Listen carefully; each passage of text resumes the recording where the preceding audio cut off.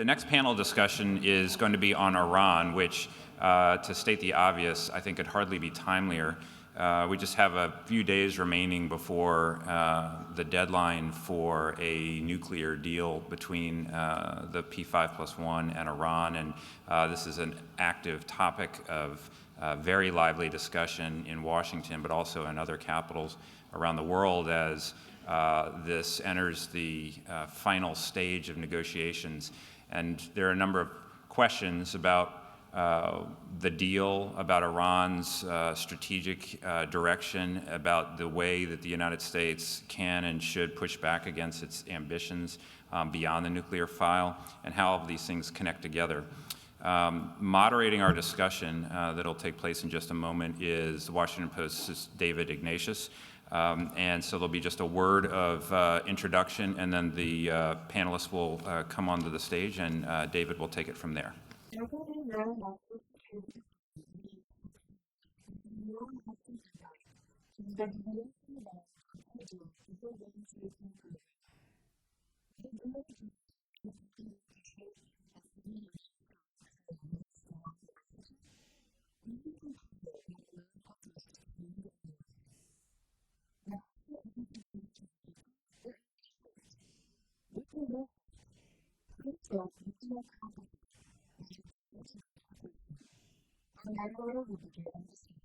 I want to open our panel. I'm going to introduce each of the participants as I turn to them with a question.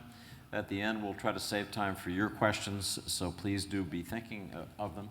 I want to start with Senator Tom Cotton, a Republican senator from Arkansas. He, in terms of Iran policy, is most famous as the principal author of the letter that was sent by 47 Republican senators to the Iranian leadership, essentially saying that any deal that's reached between the P5+1 and Iran will, in terms of the United States, be an executive action that could be reversed by the next president, by the next administration.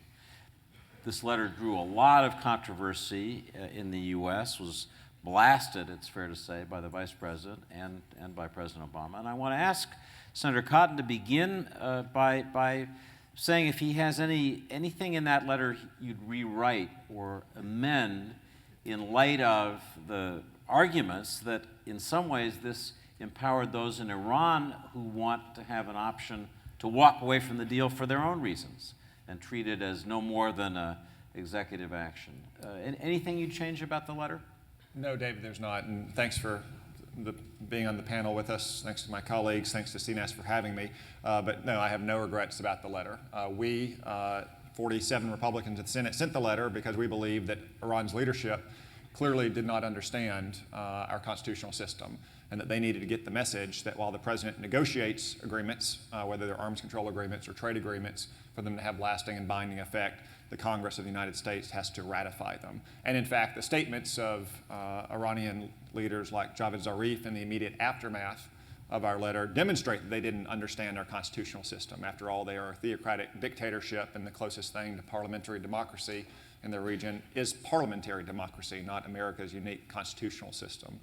So if I have any regrets at all, it would be that the administration engaged in ad hominem attacks against the signatories of the letter rather than reemphasize its message in Switzerland at the time, driving home the point that, yes, we are constrained at home. We are constrained by domestic public opinion, which influences the Congress. We can't continue to make the very dangerous concessions that they were making at the time. This should have, in fact, strengthened the administration's negotiating hands, not undermined it.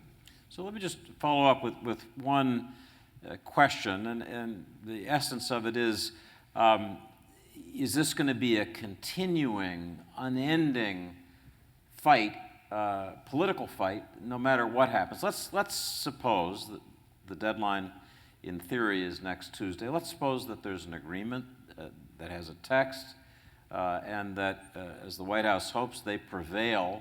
They have enough votes to carry that forward despite the congressional legislation giving you the opportunity to review it.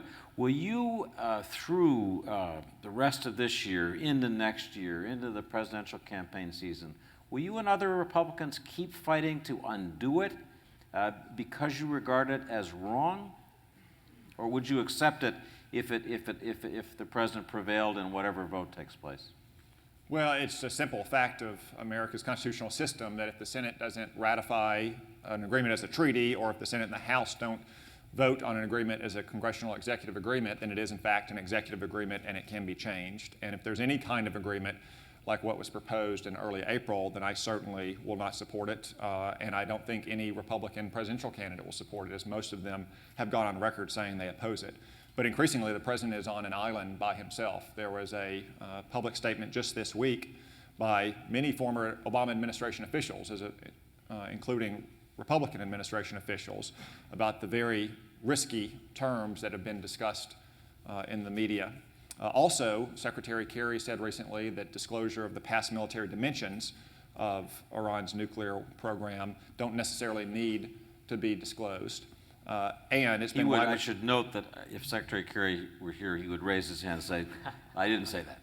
He said that it won't be a deal breaker along the terms that they suggested it would be in early April, and it's been widely reported that it wasn't Republicans in the Congress that forced the Secretary and the State Department to walk that back. It was Democratic senators who were burning up the phone lines to the West Wing and Foggy Bottom. So increasingly, public opinion, which runs about 70% against this kind of agreement, is influencing both parties on Capitol Hill. So let's look at the details that are going to be the subject of intense bargaining the next few days, maybe weeks, and turn to Nick Burns. Nick, as I'm sure this audience knows, was Undersecretary of State during the second George W. Bush administration with Secretary Condoleezza Rice. In that role, he was in at the beginning of some U.S. efforts to engage Iran on these issues. He now is a professor at Harvard Kennedy School. He also is a member of the esteemed Fellowship of Columnists, so we especially like him for that. Nick, I want to ask you to imagine that today you are in Vienna in place of Wendy Sherman, who is in the job that you used to hold, and that you need to frame the end game, the negotiating points for this last crucial part of the process. What would be your framework negotiating points if you were in that situation yourself? Well, thank you, David. And I want to thank my friend Michelle Flournoy and my friend Richard Fontaine for the invitation to be here, and happy to be here with all of these fellow panelists. David, I'd think a couple of things. If I were on the plane with Secretary Kerry flying to Vienna today, because he's en route to Vienna, facing these negotiations with Javad Zarif, I think I'd think a couple of things. First, there should be a bipartisan basis of support, I think, for an agreement if it's going to be a good agreement. Because it was George W. Bush who decided he was not going to go to war with Iran in 2006 and 2007. He wanted to see negotiations. We never got to the table with them. And if we couldn't negotiate, we were going to sanction them and threaten force. And that's essentially the same combination of factors that President Obama, I think, took pretty cleanly from President Bush, took the baton of leadership and ran it forward. So first, I think there's a Republican and Democratic basis that goes back 10 years to 2005 for these negotiations. Second, clearly if Secretary Kerry and Undersecretary Wendy Sherman, I think they've been very effective negotiators, if they can get codified in no uncertain, unambiguous terms the April 2nd interim agreement, that deal is not perfect, but it's a better deal than no deal, because it would freeze Iran's program for 10 years, they know that, subject them to intrusive inspections. It would extend the breakout time, which is now about 1 or 2 months to Iranian nuclear weapons, to about a year, and then we'd freeze the program for 10 years. So that's a good deal if we can get it. But third, I think that the bar has been raised if I was flying on that plane today because of what you wrote about this morning in your Washington Post column. The fact that the Ayatollah Ali Khamenei has issued his famous red lines, which seem to contradict the key provisions of the April 2nd agreement. So this agreement is going to be tougher to reach, and I think the American negotiating team, along with the French, who've been stalwart, and the British, need to be very tough-minded. We need to be willing to walk away from the table in Vienna this week and next, unless we can nail down the Iranians on key provisions that sanctions will not be lifted until the Iranians implement the terms of the agreement at Fordow, at Natanz, and with the Arak facility, number one. Number two, that they commit in writing to unimpeded inspections of their nuclear facilities, a point made by some of our former colleagues in the letter of American policymakers that was made public this week. And number three, that Iran does not use the next 10 years to engage in research and development that would put them a technological leap ahead when this agreement begins to expire, well beyond President Obama's term in office. So we've got to toughen up. The bar has been raised, and I think we ought to have the self-confidence to know that if we can keep the P5 together, and that's critical to keep the sanctions intact, if they're not able, the Iranians, to agree to these terms by next week, we should walk away, keep the sanctions on them. This implies keeping the Russians and Chinese on board, which may be tough, and hope that the Iranians, and really expect that they'll come circling back to negotiations in a couple months' time. Last point, I'd also think this, that we don't, even if we get the agreement, we should not anticipate a normalization of relations with Iran, not at a time when they are seeking to become a kingpin in the heart of the Sunni world, in Yemen, in Iraq, in Syria, in Lebanon, in Gaza. We've seen a major Iranian push for power against our friends and our partners. And I think as we negotiate this nuclear agreement, which I believe we should try to get in its April 2nd form, we ought to be pushing back against Iranian power at the same time. Some people think to negotiate, you've got to be nice to people. Frankly, sometimes if you're negotiating at one table and pushing back vigorously in another place, it might strengthen your ability to negotiate, because they do understand power and they understand self-confidence. And so I think the administration needs to be a little bit more vigorous in pushing back against the Iranians in conventional terms. I don't mean a fight, I mean arming our friends. And going back to the Carter doctrine of the 1970s to remind the Iranians about the Strait of Hormuz. So that's what I think on the airplane. Let's drill down on those issues a little deeper. I want to turn to Michael Singh, who was Senior Director for the Middle East at the NSC from 2005 to 2008, is now Managing Director for the Washington Institute for Near East Affairs, another Washington think tank. You wrote in a publication from the Washington Institute last week, in the nuclear negotiations, Tehran wants to have its cake and eat it too by obtaining sanctions relief while preserving the option to build a nuclear weapon in the future. Pretty clear and emphatic statement from you. Let's imagine that you're on the plane with Secretary Kerry flying to Vienna, and Nick has just laid out his views, and Secretary Kerry turns to you and says, Michael, is what Ayatollah Khamenei just did with his red lines statement, is that a bargaining ploy? Is that an attempt to get leverage on us? Or does he really mean it? Are those really his red lines? You've watched Iran for a long time. How would you answer that? And how would you try to, in your own negotiating points, avoid this problem of letting them have their cake and eat it too? Sure, and let me also start by saying thank you to CNAS. I have tremendous respect for Michelle and for Richard and for all the fellows here, and I think that CNAS has really built just an amazing resource for national security decision makers, and I really applaud what they've done and congratulate them on the conference. On this question of how should we interpret the Supreme Leader's comments, it's always hard to interpret the Supreme Leader's comments. But I will sort of step back and say, we talk a lot about this deal or what. This is a question you get a lot if you're talking about Iran. I think we need to reframe the question as this deal for what? Remember, what is it that we are trying to achieve? What is it that Iran might be trying to achieve? What we, I think, are trying to achieve is to advance our interests in nonproliferation, our interest in regional stability in the Middle East. And there has been a judgment for some time, when Nick and I were working on this, and I think continuing into the Obama administration, that meant denying Iran a nuclear weapons capability, because the capability itself was destabilizing, was a threat, and so forth.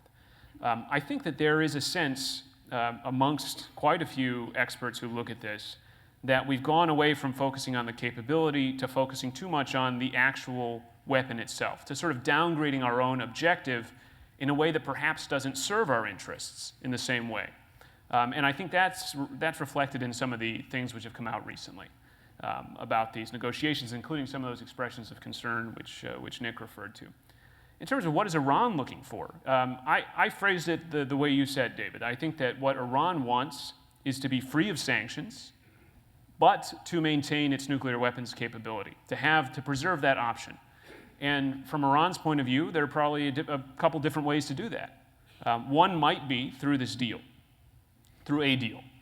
One might be through simply dragging out the process in hopes that the sanctions sort of erode or the diplomatic consensus in the P5+1 can be broken, and that they can somehow slip the noose of the sanctions without having to actually sign any deal with the United States. And I think when we look at the Supreme Leader's comments, we have to sort of bear in mind both of those possibilities. It may be that the Supreme Leader ultimately doesn't want a deal, that he thinks that the best thing for him to do is to sort of drag the process out, but ultimately not sign, because to sign would be to compromise that pillar of the regime, which is anti-Americanism, whereas to defy the United States, to stand up to the United States, might be to reinforce the regime.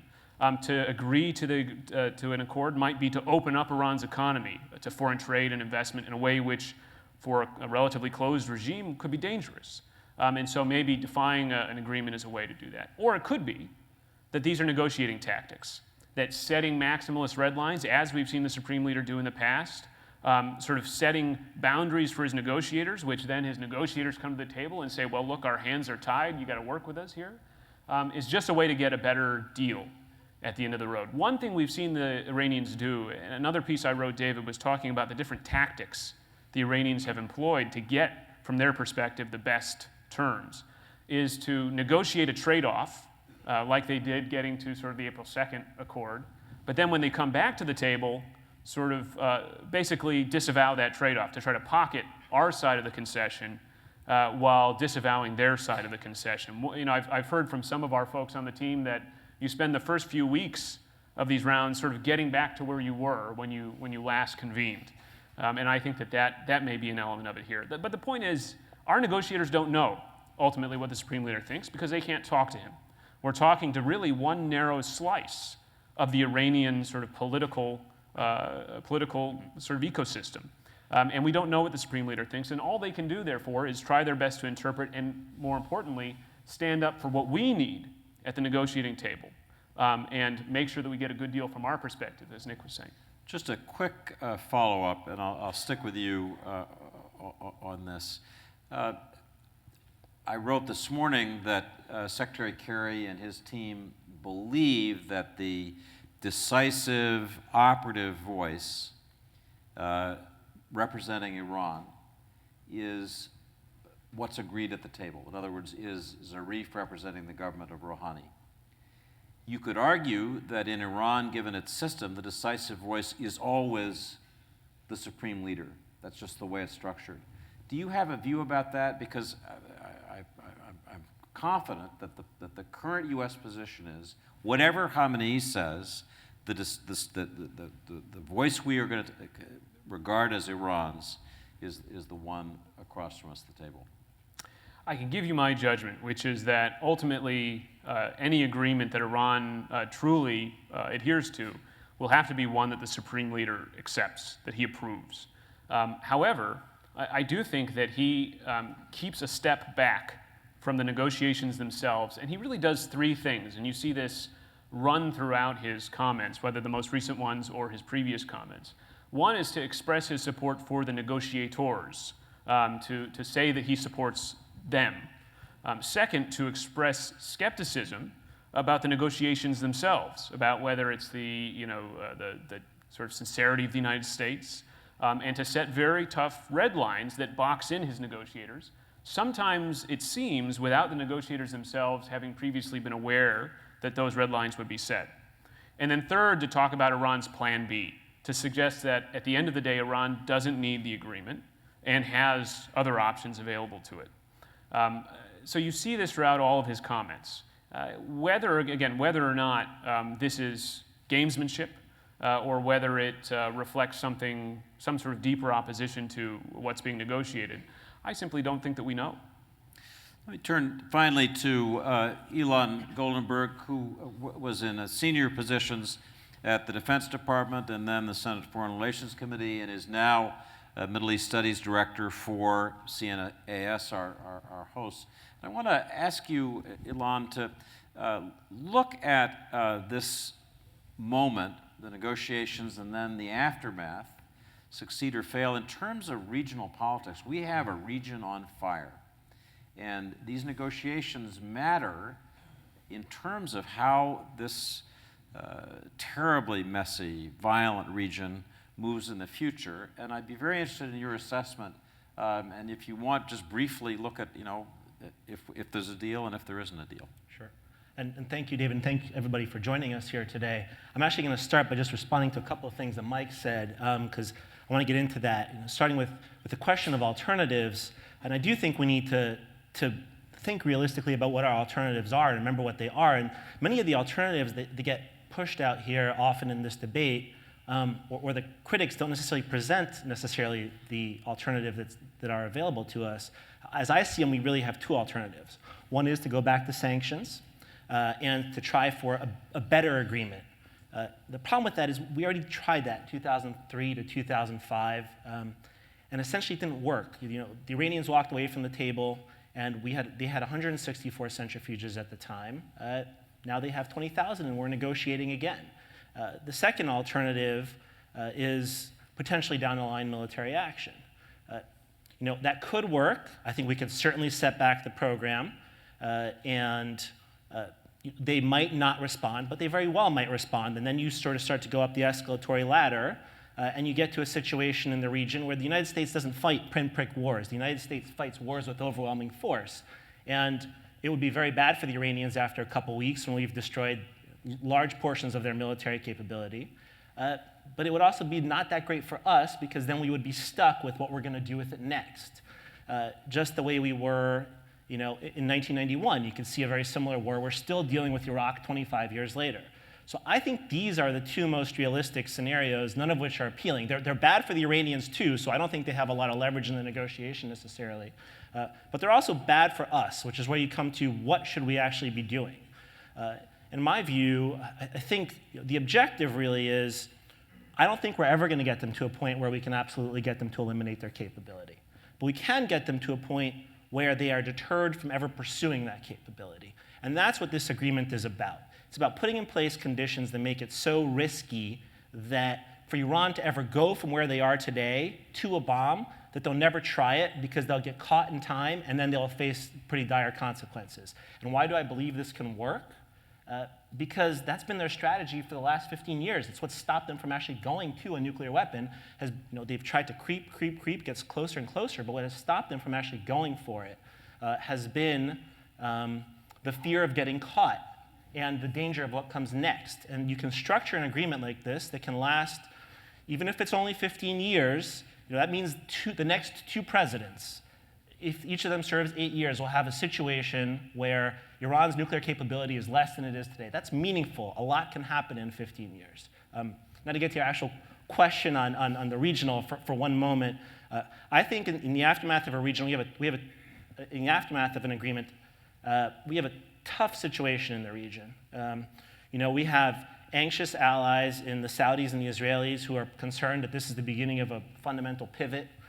We obviously have a region on fire with a lot of these collapsing states and institutions and various civil wars, and the Saudi-Iranian competition is only feeding it and making it worse because they're all pouring money and arms into these conflicts. The Iranians are feeling emboldened because they feel that the United States is leaving. The Saudis and the Sunnis are feeling anxious because they feel the United States is leaving, and both of them are using that as an opportunity to reacting by being more aggressive. So we're going to need to figure out what to do there, and I do very much agree with Nick Burns that the first thing we need to do is actually push back more materially against Iran's behavior in the region and support for terrorism. We can do that even as we negotiate on the nuclear question. At the same time, we do need to look for opportunities to engage with them simultaneously, because the reality is for 35 years we haven't talked to them. We haven't had channels of communication at all. When we wanted to try to deliver a message, it was very difficult to do so. The fact that Kerry and Zarif actually talk to each other regularly, have each other's phone numbers, have each other's email addresses, that makes a difference. And you want to be able to both communicate and look for potential areas where you can reduce conflict, but keep an eye open and at the same time be pushing back very hard on some of the things that they're doing in Syria and elsewhere. So I want to throw one question out to the group as a whole. I want to start with Senator Cotton. The president has often said, as has Secretary Kerry, this isn't a perfect deal, but what's the alternative? And it is a question that deserves careful examination, especially now. So let me ask you, Senator, to talk about the alternative. Suppose this deal goes down.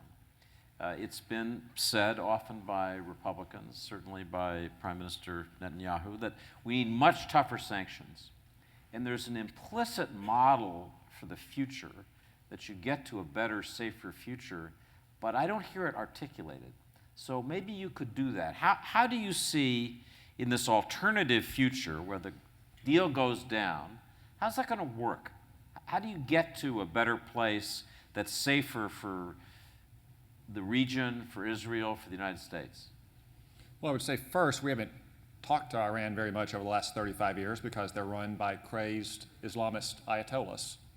And as long as that's the government of Iran, then Iran will not be safe for the United States. Just think about the litany of crimes, to begin with the fact they're holding hostage one of your colleagues, David, without any grounds, as well as 3 other Americans. They have the blood of hundreds of American soldiers on their hands from the worst kind of roadside bombs in the Iraq War, as well as the Khobar Towers. They have the blood of hundreds of American Marines and diplomats and intelligence officers on their hands from the Beirut embassy bombings. This is not a normal regime, and as long as this regime is in power, Iran will not be safe, or the United States will not be safe. Our partners in the region will not be safe. What is the alternative? The alternative is what Prime Minister Netanyahu said in front of the joint session of Congress, or what former Ambassador Michael Oren has been saying. It is a better deal. We walk away from the table, as Nick said. Come back and negotiate, Iran, when you're ready to meet our objectives, which is you dismantle your nuclear program, and we will begin to dismantle sanctions. We have the leverage on our side. We certainly have the ability to maintain sanctions. Bob Menendez and Mark Kirk are pushing to add new sanctions. I'm sure that could pass the United States Congress. And we have to add the credible threat of military force back to the table. The president said that throughout these negotiations from the beginning of his presidency. We don't engage in pinprick wars, but the president has also been posing a false choice, which he likes to accuse his opponents of doing, which is no military action or 150,000 heavy mechanized troops on the ground in Iran. That is not what military action against Iran would look like. It would look like some combination of the Kosovo War and the tanker wars of '87 and '88. We would destroy their nuclear facilities, their command and control facilities, their air defenses, their coastal defenses, perhaps some other targets like refineries, and say, this is not going to you're not going to be allowed to have nuclear weapons. Let me let others get in on this. I'll turn to Michael in a minute. I just want to ask Nick. Nick, you helped put international coalitions together. Could the sanctions coalition survive in the world that Senator Cotton just described, where the deal is broken down, the Congress is passing new sanctions? Are we going to have Russia and China, let alone the Europeans, with us in this? I think that's the biggest problem in the negotiations for Secretary Kerry and for Wendy Sherman, President Obama, and that is, where's our leverage? Our leverage does not just come from American power, the threat of American military force, or the fact that we've sanctioned them for 35 years. It really has come from the Chinese and the Russians joining the Americans and Europeans on those 4 UN Security Council Chapter 7 resolutions passed between 2006 and 2010, from the EU sanctions, from India, Japan, and South Korea cutting down on their oil imports from Iran. And the way I see this as a former negotiator is, you've got imperfect choices here. The April 2nd interim deal, which I support, and if the Secretary Kerry can get that, I will support this agreement. It's highly imperfect. What unfortunately we give away a little bit, or we concede, is the fact that while we'll freeze Iran's program, its civil nuclear apparatus will be intact 10 years from now. So we have to concede that. But what we get is a frozen program, and especially this breakout time that's been extended to a year. The problem I have as a negotiator is if you look at the alternative, which is a no-deal scenario, I'm not sure we maintain our leverage. I worry that the Chinese and Russians would break the consensus on sanctions. Some of the Europeans, members of the EU, I can think of Greece and Cyprus and Bulgaria and Hungary, would want to begin to trade with Iran. I know the Indians would. I suspect the East Asian major economies would as well. So what you get in a no-deal option is an unfettered Iran. The sanctions regime dissolves, our leverage melts away, the Iranians can experiment with IR 4, 5, 6, 7, 8, advanced centrifuges. They can master that process, and there'll be no effective international sanctions or inspections. I think the April 2nd deal is preferable for American national security interests. And one more point. We haven't talked to them in 35 years. I became an American diplomat in 1982, and nobody in my generation was able to travel or talk to the Iranians. They are an extremely difficult and dangerous regime, and yet we're almost always better off having some level of communications with those regimes.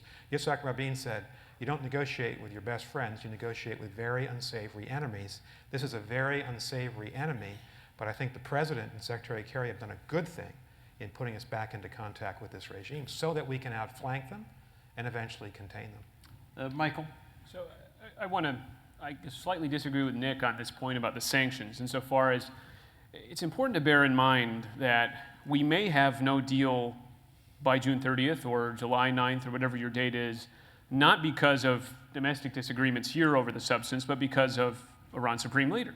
And so clearly we need to have some alternative to a deal, and I don't think that the sanctions are about to unravel. I actually sense that in Europe there's still strong support for the sanctions. And I do think that actually the Russians and Chinese have a strong interest in staying within this general framework. And I think, therefore, even the Russians and Chinese would probably stick with the P5+1, both the diplomacy and the sanctions. And it's important to remember about the EU sanctions that unlike the Russia sanctions, which need to be renewed and therefore you have to have continuous consensus, the Iran sanctions work the opposite way. So there would have to be consensus of all 28 to remove the sanctions. So that gives the French and the British and the Germans a powerful tool within their bloc. I will say, though, that the funny thing about this framework that's often put forward, which I consider a straw man framework of a deal or war, is that we've been negotiating for 12 years. These are the only two things we haven't had, is either a deal or war, and yet here we're always told that these are the only two outcomes that we could possibly have. It seems to me the most likely outcome is more of the same, right? And that's a problem in itself, perhaps, but it's a different kind of problem. When we talk about alternatives, you have to remember this isn't just a US issue. It's not just what's a good deal to us versus what's our alternatives. There's more than just those two dimensions here. Iran's on the other side of the table. They've got to think about the same question. What's a good deal to them and what's Iran's alternative? And the way you think about this is Iran has its bottom line where it has no deal options which are better than the deal that's on the table. We have our bottom line where our no deal options are better than the deal at the table. There's a space between those two things. The zone of possible agreement, we call it in negotiations. And our job as the United States is to get Iran to change its bottom line, to sort of worsen its no deal options through the credible threat of force, the credible threat of sanctions, while to improve our own no deal options through various types of diplomatic activities, and therefore widen that zone of possible agreement in our favor and then get the best possible agreement within that zone, if you know what I mean. And I'm sorry if that's slightly sort of professorial, but No, it may be professorial, but it's clear and well stated. So thank you. It speaks well for professors. What makes a professor? So I just would note one point that in terms of Nick's question of maintaining the coherence and leverage of the coalition, it strikes me that Ayatollah Khamenei just did us a big favor by making such an intemperate comment about his red lines. If this breaks down and there's no deal next week or by whenever, it's going to be much easier now than it might have been to say this is because of Iranian intransigence, and you just hold up the statement from the Supreme Leader. Ilan, what about this question of keeping the coalition together, of the different points and factors in leverage? How do you see that? Yeah, I mean, I think, well, In terms of the Supreme Leader and just how his comments over the past week, I think you're probably right that this is going to increase our leverage and our opportunity. I also don't really think we're necessarily at the moment of decision yet, which some others have talked about. I think right now, actually, there's really no pressure on either side to necessarily finish an agreement in the next week and a half. There was impending legislation in early April, which was putting pressure on the United States to come to an agreement, which then, as far as I understand, caused the American negotiators to put a take it or leave it offer to the Iranians, who then took it. That was the dynamic that created that. I think we'll get to that moment again. We might get to that moment in the next 10 or 12 days, but there's a reasonable chance we won't. And in which case, this could be punted for, I can see, potentially into the fall. I think you're right. Everybody's talked in terms of leverage and keeping the coalition together. Everybody's talked a lot about how the narrative of the aftermath is so vital, particularly if the negotiations break down, and who is seen as at fault. And we need to be doing everything we can to keep that coalition together and be seen as the ones who are reasonable. And Zarif is actually very effective at doing that. Khamenei undermines Zarif, but Zarif does a really nice job in the international community, which hurts us and I think undermines us. It's a brilliant negotiating tactic on his part in presenting that. But one other thing that I think is very important is keeping coalition together in the aftermath of an agreement matters too. And this is where the folks thought, we have this question about, will snapback sanctions be effective? There's what you negotiate in the agreement, and there's what you do after the agreement. And I think after the agreement, let's say we have one, I think we'd all hope that there's a snapback mechanism there that we'll work with the Russians and Chinese, where the Russians somehow give up their veto. But I'm concerned about this, and it's not necessarily, it's a major pressure point. There's a lot we can do. The administration should start by internally deliberating on what does it consider different levels of violations, and what kind of sanctions would it reimpose. It should then go to Congress, and it should say to Congress, let's work together on this and pass a piece of legislation that does that. It should take these metrics and go talk to the Israelis about it, go talk to the Europeans about it, go talk to the Japanese, the Indians, and others. An intensive diplomatic effort that essentially, snapback or no snapback, technically through the deal negotiated with the Iranians, creates a clear message for the Iranians that sanctions will be coming back if you violate. And that's very important because it'll deter Iran from actually violating the agreement. And I would say that, going back, David, to your initial question at the beginning to Senator Cotton, I suggest this to both my Republican and Democratic colleagues who support and oppose the agreement. I think if there is an agreement, and we'll have a serious debate on what the merits of the agreement and the aftermath here in Washington. Once that ends, there is an interest for all of us as Americans to try to make the agreement the best agreement possible, as strong as possible.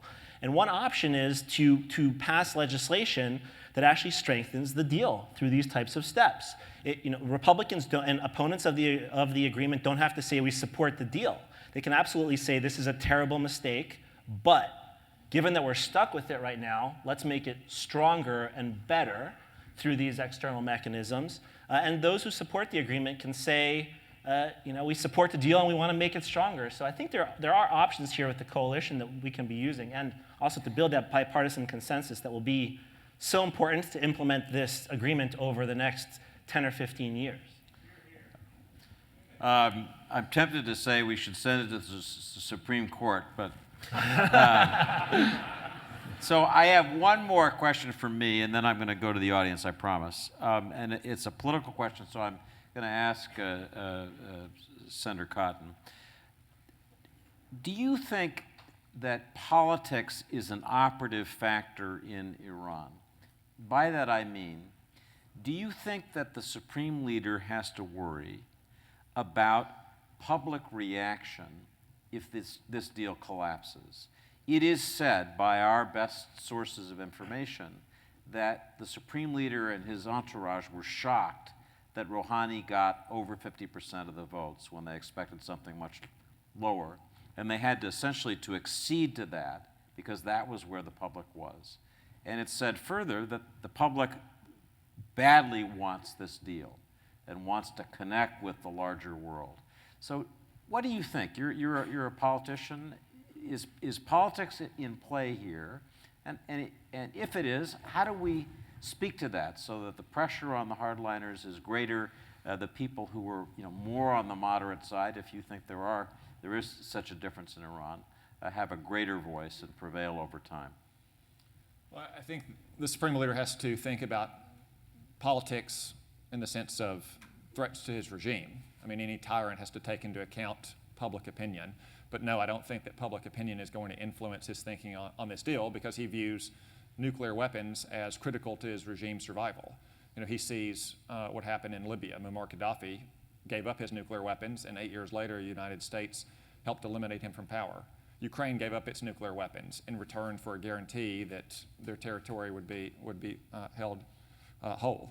If they had nuclear weapons on their soil right now, they probably wouldn't have Russian troops on their soil right now. We had a chance to support the people of Iran in 2009, and because the administration policy was to seek this grand rapprochement with Iran, we stood by silently. I mean, you can understand why people throughout the region, or Sunnis throughout the region, think that we have made a shift in our policies and we're now supporting the Shia on the great Sunni-Shia divide. If you look at the difference between what we did with the Green Revolution in Tehran versus what we did with Hosni Mubarak, or for that matter, Muammar Gaddafi, or what we're doing in Syria. So I think that he has to worry about politics in the sense of an oppressed people, where he has a terrible record on human rights in addition to sponsoring terrorism outside the country.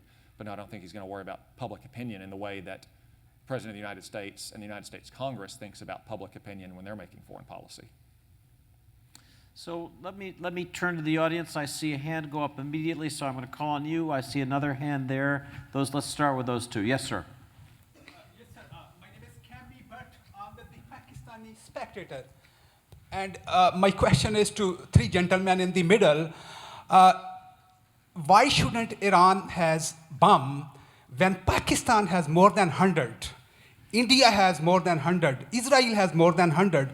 Saudi Arabia is getting ready-made bomb from Pakistan. If I'm Iranian leader, I don't know how much you know history about that part of the world. I was very young. Zulfikar Ali Bhutto, then Prime Minister, said if we have to eat grass, we would eat grass, but we must have bomb. If I'm Iranian leader, I would say the same thing. Okay. And my second question, very related. So we're going to hold, because we have so little time, one question for each questioner. Let's ask our panelists why it's a fair question. In a world where nuclear weapons exist, aren't the Iranians being rational, Senator, in wanting to have nuclear threshold capability? Yes, it's in the DNA of the Islamic Revolution to foment terrorism throughout the world and revolution, and to confront the United States. I'm sure they would like to have nuclear weapons. That's why it's so essential that we not let them have nuclear weapons. We don't worry that countries like Japan or Germany are nuclear threshold states, because they are rational, liberal, democratic, capitalist societies. We worry because Iran is run by crazy ayatollahs. Nick?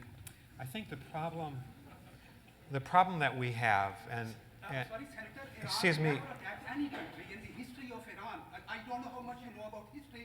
I used to work for Republican National Committee. I know plenty about history. I'm not insulting Republican intelligence because I'm a Republican. I'm asking you a very simple question. You guys are pumping against Iran. Who would benefit, Saudi Arabia or we who pay our tax dollar and give our blood? Thank you. Thank you. I know plenty about history, including the history that Iran has the blood of over 500 American soldiers on their hands in Iraq. And when that regime falls, it will be a happy day for this country and for the world. So, Nick. yeah, I think the complicating factor for the President and Secretary Kerry is that we're negotiating with two Iranian governments. There's the nice, genteel Rouhani-Zarif government. Rouhani was elected. And I think that we could possibly make a deal with them. The problem is that we haven't mentioned the name of Qasem Soleimani, the head of the Iranian Revolutionary Guard Corps Command. He works for the Supreme Leader. And he's the guy that Senator Cotton referred to. They funded the Shia militants and armed the Shia militants to attack American soldiers in Iraq and to kill and maim our soldiers.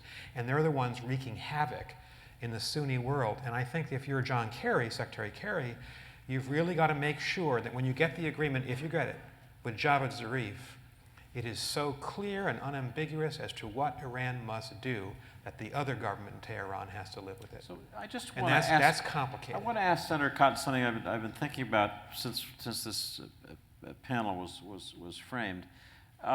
In the world that you were describing, if the deal doesn't happen, and let's assume that there are greater U.S. sanctions, there's more pressure, isn't the likely outcome of that going to be that the hardliners, the Revolutionary Guard Corps, the people around Khamenei will become stronger relative to the Rouhanis and the Zarifs than they are now? That's certainly what happened in Iraq in the long period of American sanctions. The worst people in Iraq got stronger and the situation descended. Why wouldn't that happen here? And would that really be in America's interest? Well, I would say there's very little but hardliners among the key decision makers in Tehran. It's been, primarily, maybe exclusively Ayatollah Khamenei, but also Qasem Soleimani. Hassan Rouhani is a public face, but especially Javad Zarif is nothing but a mouthpiece for theocratic dictators. He may come to the West and flatter and impress Westerners, but in the end, he's not a policymaker, he's not a decision maker. He is trying to achieve Khamenei's goal, which is regional hegemony, driving the United States down to the Middle East, and ultimately obtaining nuclear weapons so they can continue to foment Islamic revolution. Michael. I would say, just to follow on that response, David, I think we have to be very careful about trying to predict the internal course of events in Iran, or somehow making an attempt to affect the internal course of events in Iran part of our nuclear negotiation strategy, in the sense that I worry that following a nuclear deal, because it'll be negotiated by Javad Zarif and Hassan Rouhani and their sort of pragmatic faction, that there may be then a pushback by the hardliners and maybe even by the supreme leader to ensure that this faction doesn't sort of become ascendant. And you may see the more hardline faction, the Qasem Soleimanis and the MOISs in Iran, suddenly given a little bit more rein by the supreme leader in sort of compensation for this deal. And you may see a spike in Iranian misbehavior in the region. I think we really need to be prepared for that. We really need to be thinking about that day after question, and I'm not sure it's going to be all positive. And I will say that I think it's important to remember that in response to the sort of original question, non-proliferation has for a long time been seen as a core American interest. And in a sense, the answer is contained in the question itself, because we worry that if Iran gets nuclear weapons, that's not the end of the story. Or if Iran gets a nuclear weapons capability, that's not the end of the story. Because other countries will be prompted, will feel an incentive to match that capability. And so it's not just one, it becomes a pair or a group of new nuclear weapons capable states. And that's incredibly problematic for American national security. Quickly, and then I want to collect a couple questions quickly, Ilan, and then yes, you sir, and then I see a hand over there, and I'll try to collect another couple. One quick point, which is, the Iranian regime is clearly a nasty regime. There's no question about it. We certainly can't bank on this agreement changing that. But let's just remember that during the Cold War, we negotiated with the Soviet Union, which was sponsoring proxy wars, which killed thousands of Americans at the time, was trying to subvert many of our allies. And why did we negotiate them and cut arms control agreements with them? Even our most conservative and liberal presidents did this. It's because we wanted to avoid nuclear war, and because we wanted to avoid the proliferation of nuclear weapons. And that's what we're doing with Iran. There's no dream of turning the Ayatollah and having regime change in Iran. This is fundamentally about an American interest in preventing Iran from getting nuclear weapons to keep the Middle East more stable, a region that is already nasty and messy enough.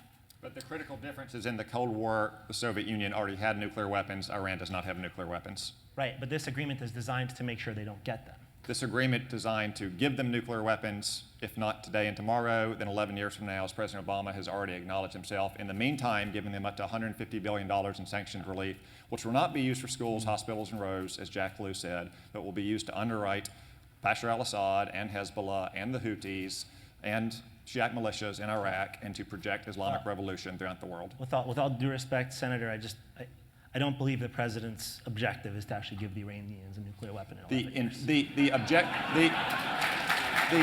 end of this. I'm not sure what his objective is, but the end of the points that were released in the end of April, as Prime Minister Netanyahu said, does not block the path through the bomb; it paves the path through the bomb. So with that interesting exchange, there was somebody whose hand was raised. Yes, please, and then yes over there, and I want to look around and see. Yes, sir. We'll take those three questions, then come back to the panel for closing comments. Thank you for the comments so far. My name is Daniel Lake, and I'm a researcher at the Tavana Initiative.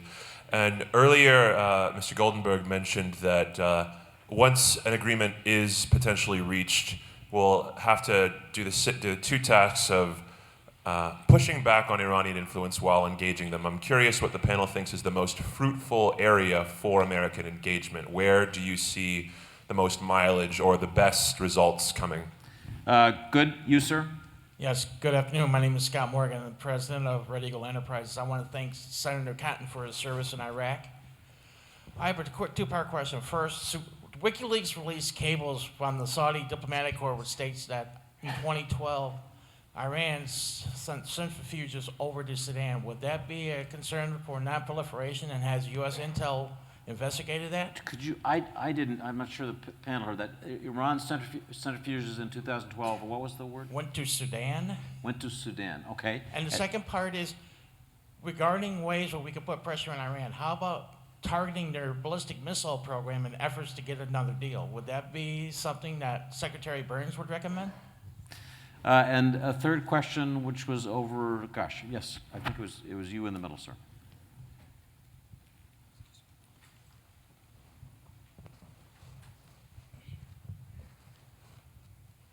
Good afternoon, everybody. My name is Farouk Ghazawi, graduate student at the Middlebury Institute of International Studies, and this is a question for the panel. So just, do you think if the deal is signed and sanctions begin to be removed, and the people of Iran will begin to see the benefits of Iran complying with the international community, that this would push the people, the majority of the people, to pressure the hardliners to work more with the international community? Good.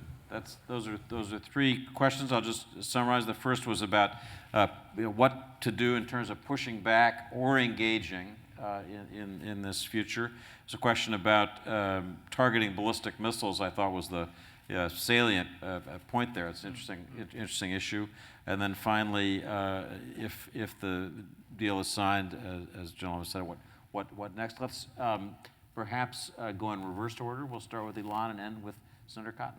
Sure. Well, maybe I'll try the where do we engage and where do we push back, just to give an example of each. I think where we possibly have areas for engagement are areas that are not politically sensitive and areas where our interests are more aligned and areas that stay out of the toughest questions in the region, but just try to build at least a little bit of a relationship. I think maybe the best example is naval cooperation on some areas, specifically trying to deconflict around the Gulf. To make sure that our ships and Iranian ships don't inadvertently get into some kind of a conflict that then escalates. On the pushback, I would argue for a lot more that we could be doing with our partners, especially in the special operations side, some specific targeted operations against the Iranians in some of these places. We don't have to be doing a lot, and we don't need to be doing the types of things that will escalate into a major conflict, but various operations that are really intended to send the Iranians a couple of signals. One, you're running into trouble with the United States if you keep going in this direction. And two, also the other objective is to try to embarrass Iran and expose to the world the types of nasty things that they're actually doing, which then puts them on their back heel. So those are some of the things I'd recommend in the region. Michael. On the questions about the proliferation of nuclear technology, about ballistic missiles, I think one of the things we do worry about significantly, and this is a worry not just if Iran gets nuclear weapons, but given the very significant extent of their nuclear infrastructure, is nuclear proliferation from Iran. Almost every country which has obtained nuclear weapons has proliferated nuclear weapons technology. And so this is going to have to be one of those things that, deal or no, frankly, the United States pays very close attention to with our allies to make sure you don't suddenly have a leakage of nuclear technology outside of Iran, not just to states, but potentially to non-state actors. Remember, the real nightmare for our security is a non-state actor, a terrorist group, possessing nuclear technology. Ballistic missiles, I do think that it's frankly been mistaken that we haven't included especially the very particularly nuclear-relevant, nuclear-capable ballistic missile technology, re-entry vehicles, space launch capabilities. As part of these negotiations, I see that as one of the legs of a nuclear weapons program, and it's going to be very important since that's not a part of these negotiations and won't be part of any feasible deal that we reach in this administration, that we maintain very heavy pressure on Iran's ballistic missile program, sanctions on Iran's ballistic missile program. We cannot say that they're not part of the negotiations, but they are part of the sanctions relief. I think that would be irresponsible. And look, to this question about what happens next, look, the next president is going to have just a heck of a time in the Middle East. And so we have to think about not just this issue in isolation, but we've got a lot of rebuilding of alliances to do, and we've got a lot of interrelated problems to solve. And we're going to have to do that through a comprehensive Middle East strategy, not just looking at these issues in isolation. I don't think that you cooperate with the government of Iran. You don't cooperate with the world's leading sponsor of state terrorism. You don't cooperate with the government with the blood of hundreds of Americans on its hand. You confront it in every effort it makes to challenge the West. For example, in the Gulf or in the Strait of Hormuz, whatever tensions exist because of Iran's activities. Throughout the region, much of the chaos we have seen is driven by Iran in Syria and in Lebanon and in Yemen, and now increasingly in Iraq as well. Ballistic missiles should not have been excluded from the negotiations. Iran has all the missiles it needs to reach its near neighbors, friend or foe, at the current moment. The reason they want ballistic missiles is so they can strike the United States, not with conventional warheads, but with a nuclear warhead. That's why they should have been part of the negotiations from the very beginning, if we were going to start negotiations to begin with. But I don't think that we should cooperate with Iran. We should confront them. And the ultimate policy of the United States government should be regime change in Iran. We should have stood with the Iranian people in 2009. We should stand with them again when they inevitably rise up against a totalitarian dictatorship. Nick Burns, you have the last word. So I think we Americans are going to be engaged in a long-term struggle with Iran to prevent them from becoming the strongest power in the Middle East. And the American objective should be to prevent that, first. Second, we're on a 10-year continuum. It was President Bush who started the negotiating effort, and President Obama, I think, has been skillful in getting us this far. I think we ought to be patient, see what Secretary Kerry can produce in the next week or two. It doesn't matter about the limit of June 30th. I've never believed we should have imposed our own limit in these negotiations. If he can get a good deal, and if we can freeze the program for 10 years, we're far better off than going into a world where Iran can drive forward on a scientific basis on its nuclear experimentation, its civil nuclear process, and where we won't have the eyes on Iran to be able to know what they're doing. That is the real deal. The alternative here is not confronting them and regime change. I profoundly disagree with that. The alternative is, do we go ahead with this careful course where Russia, China, Britain, France, the United States are willing to sanction them, and we are willing to back up the threat of sanctions with the use of military force, but we have a chance at a diplomatic agreement. We should exhaust diplomacy, and we should learn some of the lessons since 9/11 before we turn to war. I'm for using the threat of force, and actually using force if we have to, if Iran backs us up, and if Iran looks like it's close to a nuclear weapon, but we're not there right now. So the present administration has us on the right course. If the deal's not there, walk away, keep the P5 intact, sanction them, and hope they come back for another round of negotiations. Once you begin to walk down the road towards war, it's going to lead in all sorts of unintended consequences that may not be in the interests of the United States at this time. So I credit the present administration with what they're doing. I hope they're successful. So I want to thank all the panelists. This was a spirited discussion. People spoke frankly. Moderators like that. And I appreciate the questions. I'm sorry I didn't get to more questions. This is the issue of the moment. It's coming at us in the next days and weeks, and I hope this was helpful to all of you. I know it was to me. Thank you very much.